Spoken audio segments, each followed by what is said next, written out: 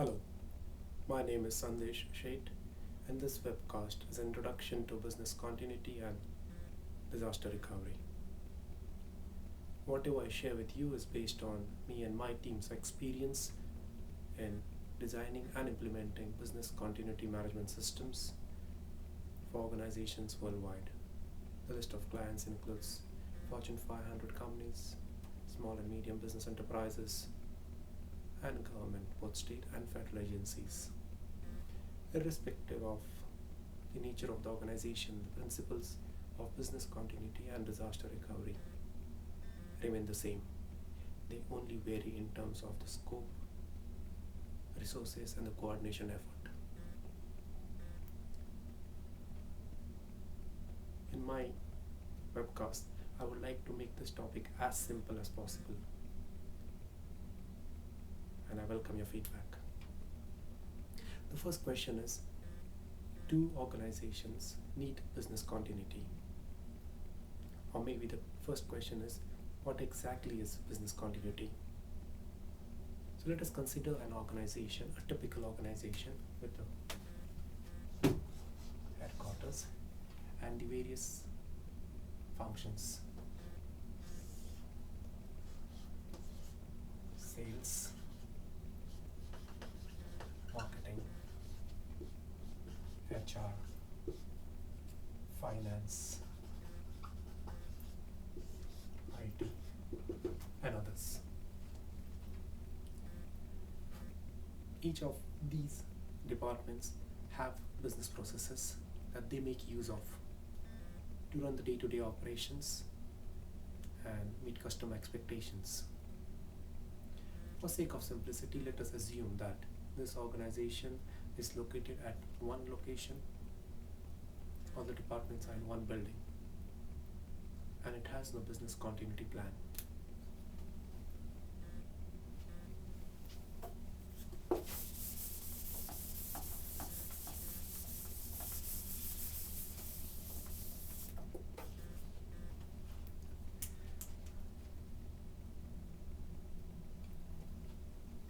If I were to plot a graph of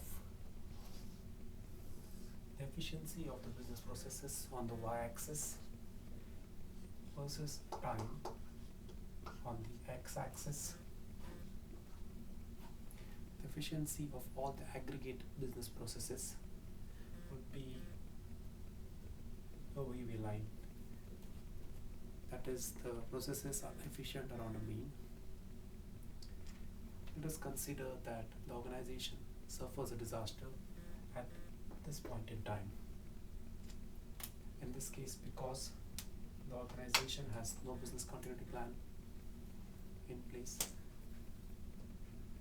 the efficiency of the business processes would fall steeply. The business would take some time PR to recover, and at the end of this recovery time, the business would hopefully recover back. The dotted line signifies that the business may recover to its pre-existing efficiency or may not, and it may take an indefinite period of time. Now let us consider an organization that has 100% redundancy. It has a perfect resiliency in people, process, and technology. In case of this organization, if at the same time T, the business were to suffer a disaster, the organization would simply shift over to its alternate location where it has 100% redundancy, and it would continue at the same efficiency level. In fact, this would be at the same efficiency level as prior. There would be some time taken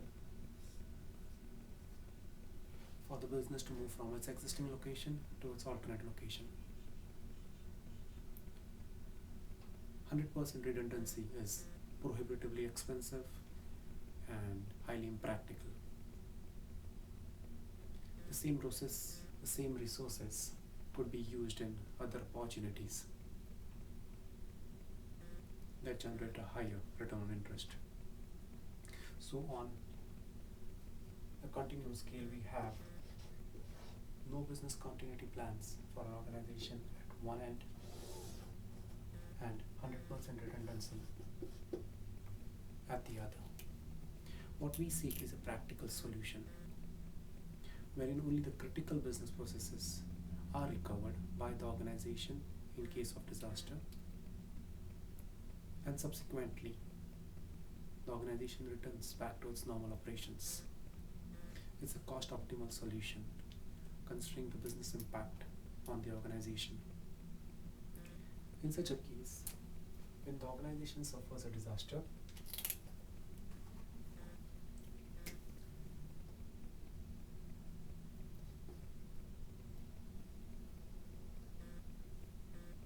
the efficiency of the processes would fall to a predefined level. The organization would keep operating at this efficiency during the time it takes to recover, and then it would recover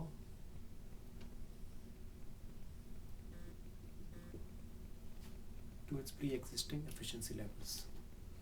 In this case too, depending on the disaster and the impact, the organization may or may not recover to its pre-disaster efficiency levels. However, the probability in this case is much higher. A question arises as to how does one identify which are the critical business processes and how does one plan for them. Identification of critical business processes is a webcast in itself. I have covered it under business impact analysis. However, to give you a few examples, let us consider an IT department. The IT department in normal circumstances develops new applications as well as maintains existing applications.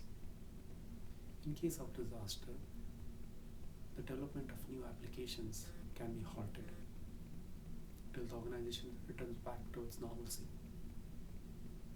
If it were a marketing department, development of marketing strategies for a new product or the launch of a new product could be halted till it returns back to its normalcy. So in the time of disaster, an organization runs on only those processes which are considered critical to the business. And when we say critical to the business, it means that they are critical and important for the customer. One question which could arise is, why have I drawn quantums?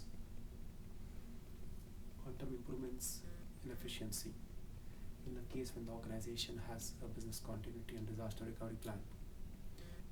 The reason is the organization would have identified that during a disaster it needs certain business processes. After 3 days it needs additional business processes. After a week it needs additional. So what we have is a gradual return back to normalcy of the organization. And after every recovery of additional business processes, the organization matures those processes and then resumes the next level. I hope this understanding of what is business continuity and why is it important is well explained. I welcome your feedback. Thank you.